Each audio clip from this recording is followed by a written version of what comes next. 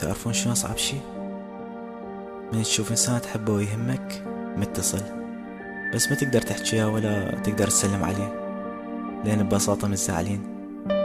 من تظل تباع على آخر كلام بيناتكم وتنقهر وتريد تكتب له وتتراجع، وتبقى تتذكر أيامكم وتشتاق له، وبعدين تتذكر آخر موقف وتقول لا ما أريد أتنازل واكتب له.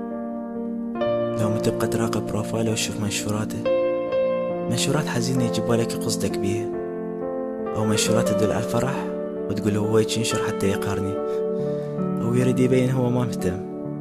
بس الحقيقة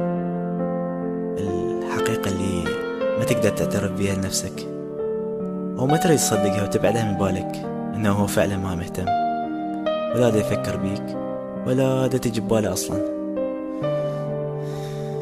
ومرات نتندم لأن اهتمينا بيك ناس أكثر من اللازم، وانطيناهم أكثر من اللي يستحقوا، ونقول هم اللي خسرانه.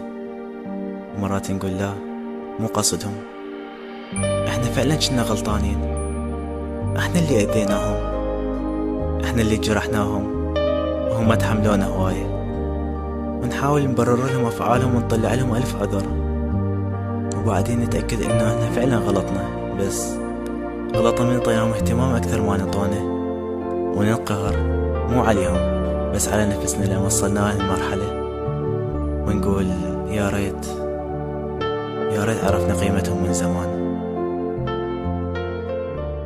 صدق مرتاح وانا بعيد، ما مهتم على غيابي. صدق مرتاح صدق وتنام طول الليل، أبد ما محس بإحسابي. صدق مرتاح لا متخيل دموعي، لا بصافني شوية مكان الصار سويته، ولا هيك قطعت بي. لا متخيل دموعي، لا بصافني شوية مكان الصار سويته، ولا هيك قطعت بي،